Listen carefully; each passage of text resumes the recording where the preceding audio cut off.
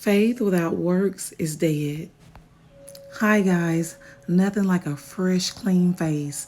So first off, you guys, I use two different foundations. I know it's kind of extra, but I could never find the perfect color. So one is more of a red tone, the other one is more of a perfect brown, and it mix well together and it comes up with the perfect color for me, at least I think. So you guys, I blended it in, and under my eyes I always add a little powder. I can't say powder. At least it just sounds funny when I say it. Okay, I put eyeliner under my eyes and above my eyes. Well, not every day, but for this one I will. And I definitely use primer, which is the white mascara I'm applying first, which really brings your lashes out. I'm gonna give the primer a chance to dry before I apply my mascara. And of course, you guys, I use two mascaras.